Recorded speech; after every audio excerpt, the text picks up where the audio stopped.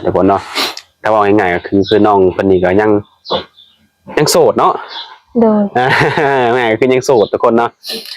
ยังบ่ทันมีไผทุกคนเนาะก็ยังเปิดใจคือเก่าน้องหล่ะเนาะโดยคือน้องนะอายุเท่าไหร่ก็น้องนะ19อายุ19 ปีทุกคนเนาะ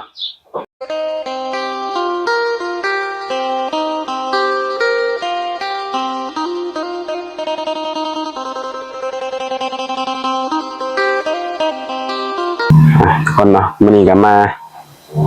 อัปเดตทุกคนเนาะสาวโสดเปิดใจให้แหละเนาะโดยสบายดีสบายดีทุกคนเนาะทางน้องเองก็แคตตี้น้องแคตตี้เนาะโดยน้องแคตตี้ทุกคนเนาะก็น้องเองนี่ก็เปิดใจไปกะ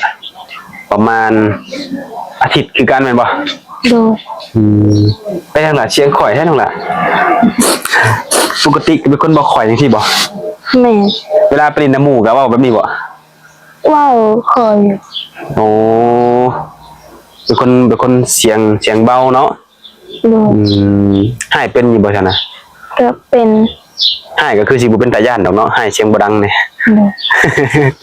โดยนะทุกคนเนาะโอ้คือน้องเป็นคนเสียงคอยทุกคนเนาะถ้าว่า FC บ่ค่อยยินปานใดก็ขอโทษขออภัยนำหลายๆเนาะทุกคนเนาะโดน้องแคตตี้เนาะเป็นได้ทั้งหลายเปิดใจไปมีนะผู้บ่าวนะก็มีแต่คนลมยังบ่ค่อยถูกใจปานใดน้องบ่ถูกใจบ่มันก็แบบบ่ค่อยได้ร่วมกันนะคะแบบโดนๆอย่างแซดนำกันโอ้น้องบ่โดนแซดหรือว่าทางเพิ่นทางเพิ่นนี่เป็นคนไทยหรือคนลาวเนี่ยส่วนหลายก็มีแต่คนไทยมีคนไทยโอ้จักคนนึงล่ะประมาณ 2-3 คนนี่แหละประมาณ 2-3 คนเป็นคนไทยเบิดเนาะโดย2-3 คนที่น้องว่านี่อายุเพิ่นหลายบ่ก็ประมาณ60หรือ70ประมาณนี้นะ60-70ทุกคนอ๋อแต่ว่าแบบบ่ค่อยได้ร่วมกันแม่นบ่โดยโอ้แบบจักมื้อแชทกันเทื่อนึงนี่น้องแชทไปเพิ่นตอบก็ประมาณมื้อนึง2มื้อโอ้ก็น้องแชทไปหาเพิ่นหรือว่าทักถามเพิ่นนี่แม่นบ่แม่นหรือว่าเพิ่นนี่ดนสิมาตอบแม่นบ่แม่นโดยถือว่ามีแต่คนล้มแต่ก็ยังบ่ทันแบบว่าสิถึกอกถึกใจเนาะโดยแล้วทุกมื้อได้ซะยังแชทยังล้มอยู่บ่ทุกมื้อนี่แชทอยู่แม่นบ่ก็คือเก่าแม่นบ่โดยแล้วโดนจังมาตอบแม่เดี๋ยวก่อนเนาะถ้าว่าง่ายๆก็คือน้องเพิ่นนี่ก็ยังโสดเนาะโดยง่ายก็คือยังโสดทุกคนเนาะยังบ่ทันมีไผทุกคนเนาะก็ยังเปิดใจคือเก่าน้องหล่ะเนาะโดยคือน้องนะอายุเท่าไหร่ก็น้องนะ19อายุ19 ปีทุกคนเนาะเป็นเปิดใจอยากหาแฟนแม่นบ่โดยอยากได้แฟนผู้บ่าวไทยหรือว่าผู้บ่าวลาวหรือว่าผู้บ่าวแบบเป็นงานอยู่แถวต่างประเทศเนาะโดยอ๋อโดยทุกคนเนาะคือลมกับเพิ่นนี่ตั้งแต่เปิดคลิปเพิ่นบ่เปิดคลิปได้2-3 มื้อเปิดคลิปได้2-3 มื้อแล้วก็จังได้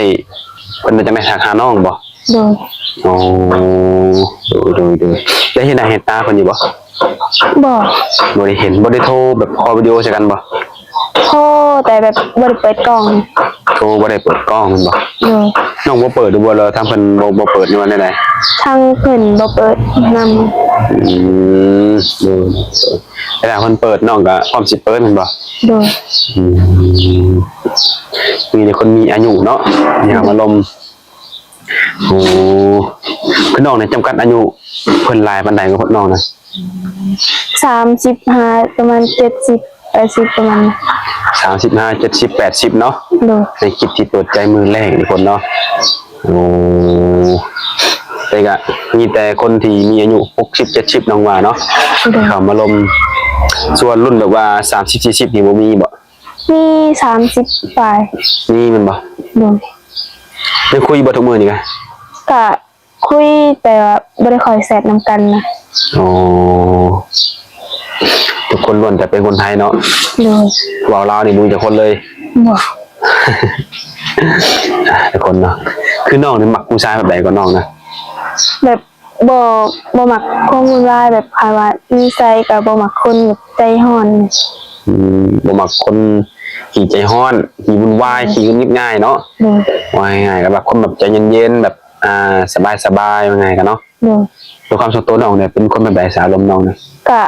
อารมณ์ร้อนในปานกลางประมาณนี้นะ อารมณ์กลางๆมันบ่ โดย บ่เกิน โดย มเป็นยังไงคือน้องนี่ที่ผ่านมาน่ะบ่เคยล้มบ้าวแมันบ่ โดย เป็นไหนในลมผู้บ่าวเลยเป็นยังไงปานใด ก็ แบบล่มอยู่แต่ว่าบ่ได้ค่อยแบบล่มเก่งปานใดนะคะว่าเพิ่นชวนคุยก็คุย อืมแต่ว่าผู้บ่าวชวนคุยนี่น้องก็คุยได้แมันบ่ โดย มีความตื่นเต้นอยู่บ่ในการลมผู้บ่าวครั้งแรก ก็ตื่นเต้นอยู่ ตื่นเต้นอยู่เนาะ โดย ดีอยู่บ่ล่ะในลมผู้บ่าวเนี่ย ก็ดีอยู่ ดีอยู่แมันบ่ โดย อืมเสียทีแต่ว่าเพิ่นนี่ยังบ่ทันมีความจริงใจแม่นบ่ โดย เพิ่นยังคุยเล่นๆอยู่เนาะ แม่น จังดนจังว่าแชทจังได้มาลมกันอืมน้องคิดว่าในใดซะที่แบบเพิ่นจะดนมาตอบน้องเนี่ย ก็แบบบ่ฮู้สิว่าแนวใด คิดว่าเพิ่นมีผู้สาวหลายคนบ่หรือว่า คิดว่าเฮานี่บ่ตรงสเปคเพิ่นบ่หรือว่าในใดหรือว่าคิดว่าเพิ่นทำเฮาบ่ได้บ่จังซี่บ่คิดว่าแบบนี้ แม่น อืมแต่ส่วนหลายที่เพิ่นทักเข้ามาหาน้องเพิ่นว่าได้จ้ะ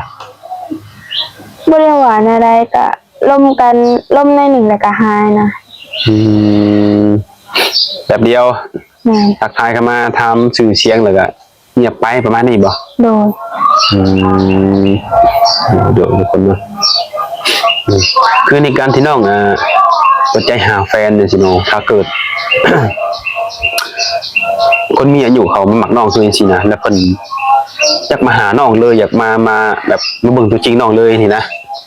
น้องใส่มาบ่ ถ้าล่มกันถูกใจแบบอิหยังก็มาได้ โอ้นึกว่าลมถึกใจจังใส่มาแม่นบ่ โดย แบบ มาก่อนจังลมกันนี่บ่ได้บ่ บ่ เป็นได้เอาเป็น มั ได้ นแบบมันไวเกิน มันไวเกิน โดย โอ้ด้วยความที่น้องก็ยังบ่ทันเคยลงผู้บ่าวเนาะ โดย มันไวเกินเลยว่ะถ้าสิมาหาอลีก็ขอให้ลมกันก่อนเนาะ โดย ให้ฮู้จักกันระดนก่อนแม่นบ่ โดย ต้องลมกระดนปานใดจังแสเพิ่นมาหาอยู่เดือน เพราะว่าประมาณ 2-3 เดือน ประมาณ 2-3 เดือน โดย อืมจังสิว่ามาหามาเจอกันได้เนาะ โดย โอ้โหทุกคนเนาะนี่คือน้องเพิ่นก็อยากมีประสบการณ์เนาะในการเอาลมผู้บ่าวทุกคนเนาะเพิ่นก็บ่เคยลมผู้บ่าวจักเทื่อพุ่นน่ะเป็นครั้งแรกในการออกมาเปิดใจนี่เนาะ โดย เห็นลมผู้บ่าวกับบ่ค่อยลมนำทุกคนเลย หรือว่าน้องบ่มีเวลาลมนำเพิ่นไปจัก ก็มีเวลาน้องว่างน้องก็แชทไปหาแต่ว่าเพิ่นบ่ค่อยตอบนะ โอ้ไปถามบ่อยบ่เพิ่นเฮ็ดเวียกเฮ็ดงานเนี่ย บ่ ยันว่า มีแต่ว่าเพิ่นไปเฮ็ดงานก็ไปแล้วก็แบบหายไปเลยประมาณนี้ ยันว่าเวลาว่างเพิ่นกับเวลาว่างน้องยันแบบบ่ตรงกันนี่นะเพิ่นจะบอกอยู่ว่าเวลาเฮ็ดงานเพิ่น บ่ได้บอก บ่บอกเพิ่นบ่คือน้องนี่บ่ได้เฮ็ดงานแม่นบ่ โดย โอ้เพิ่นน่าจะ หรือไม่ก็เวลาน้องกับเพิ่นอาจจะบ่ตรงกันก็มีแต่ก็คิดไปแล้วนี่ก่อนเนาะ โดย ก็คือในมื้อนี้ก็ยังเปิดใจคือเก่าเนาะน้องหลานเนาะ โดย ยังเปิดรับหนุ่มๆคือเก่าอายุก็30ฮอด607-80เพิ่นว่าทุกคนเนาะ โดย คือน้องสิเปิดใจหาแฟนถ้าน้องได้แฟนนี่ถึงขั้นว่าน้องแบบ อยากมีสามีเลยนี่นะต้องดนบ่ต้องรู้จักกันดนบ่ซะ ประมาณปีหนึ่งก็ได้ ประมาณปีมันบ่ โดย ปี1 2ปีมันบ่ โดย โอ้ประมาณนี้ถึงจะแบบว่ามั่นใจ โดย แล้วก็ตั้งสิตัดใจแบบให้เพิ่นมาห้องมาขอเนาะ โดย อืมมาขอนี่เพิ่นนำไปอยู่นำกับไปบ่ ก็ไปได้ ไปได้แมันบ่ โดย อืมดูทุกคนเนาะถ้าผู้ใดแบบหนุ่มโสดเนาะหนุ่มไทยหนุ่มลาวอยากมีแฟนเป็นสาวลาวเนี่ยทุกคนเนาะตอนนี้ก็คือเปิดใจหาแฟนก่อน โดย ยังคู่ชีวิตนี่ยังบ่ทันพร้อมเนาะ โดย เป็นแฟนกันก่อนประมาณปีหรือว่า2 ปีทุกคนเอาง่ายๆกันน้องบ่จังสิพร้อมสาระโสดให้ดู ทุกคนเนาะถ้าเกิดว่าเพิ่นรอบ่ได้เด้น้องล่ะคนที่เขามาล้มน้องเพิ่นก็อายุหลายเพิ่นรอไว้ฮอดปีได้สิว่าได้ซะ ก็ภาวะล่มเข้าใจกันก็ได้ ก็ได้อยู่แม่นบ่ เลยก็โอเค อืมคือความหมายที่ว่าน้องแบบว่ารอฮอดปี2ปีนี่คือน้องต้องการแบบว่าที่จะเข้าใจกับเพิ่นแม่นบ่ แม่น แต่ต้องการแบบว่าเชื่อมั่นในตัวเพิ่นเนาะ โดย อยากมั่นใจในตัวเพิ่นว่าเพิ่นนี่มักน้องแท้บ่สามารถดูแลน้องได้บ่เนาะ โดย โอ้แต่ถ้าว่าทางเพิ่นเฮ็ดให้เห็นให้น้องมั่นใจนี่บ่ฮอดปีก็ได้แม่นบ่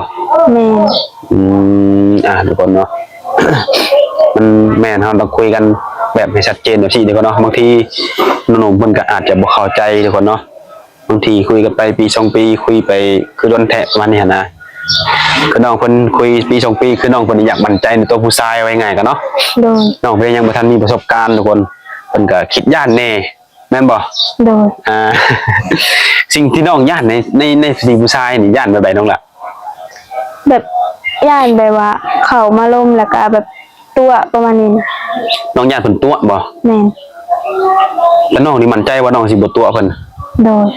บ่ตัวแม่นบ่ โดย ถ้าผู้ใดเข้ามาดีกับน้องดีกลับเลยแม่นบ่ โดย จริงใจมากก็จริงใจกลับเนาะ โดย อืมโดยมั่นใจได้น้องล่ะ ทุกคนเนาะคือน้องเพิ่นก็อยากสื่อสารแบบนี้แหละทุกคนเปิดใจหาแฟนอยากได้แฟน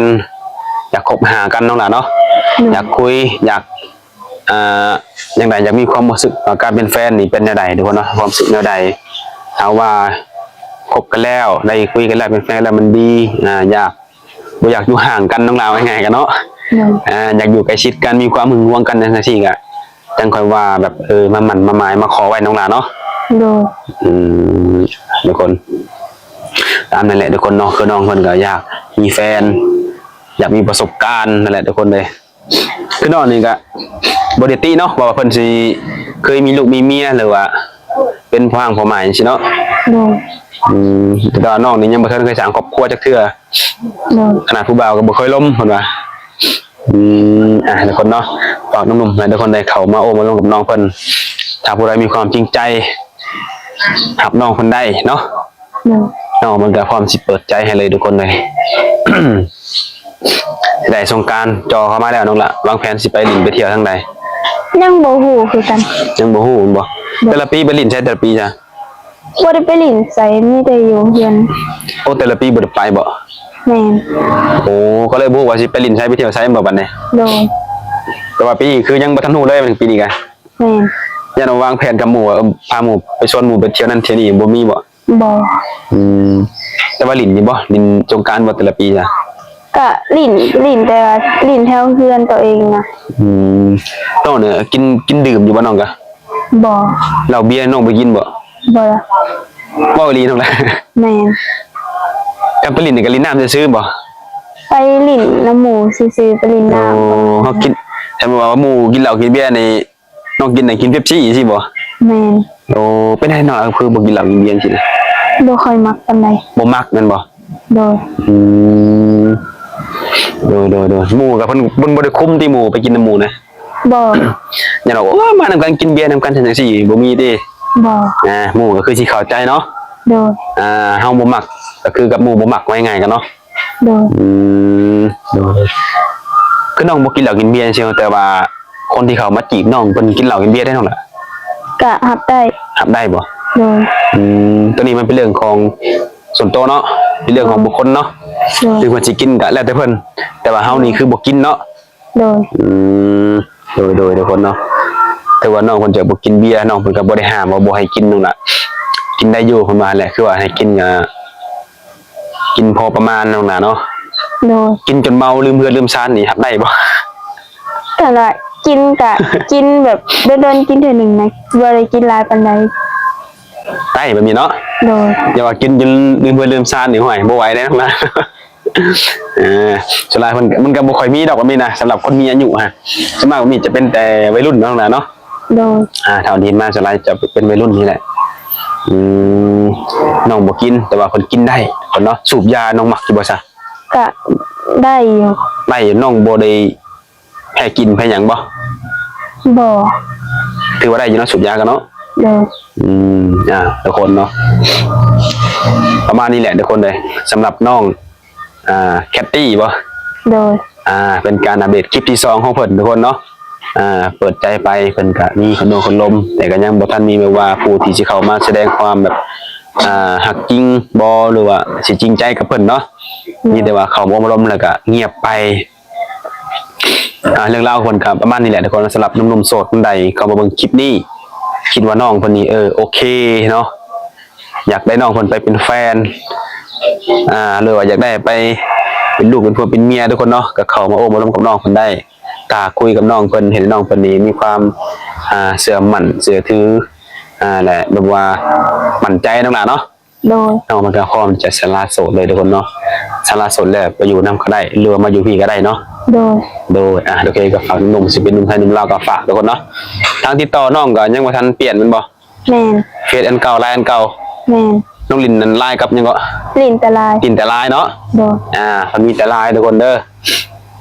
ก็สิเอาสำนีก่อนแหละทุกคนเลยมื้อหน้ามื้อในค่อยว่ากันใหม่เผื่อว่าน้องเพิ่นนี่สิได้เจอฮักแท้เฮาก็สิได้มาอัปเดตให้ใหม่ทุกคนเนาะแต่สำหรับวันนี้น้องเพิ่นก็ยังโสดคือเก่าจีบได้คือเก่าเนาะ โดย โอเคทั้งหลายไว้พอกันในมื้อหน้าเนาะโดยสบายดี สบายดี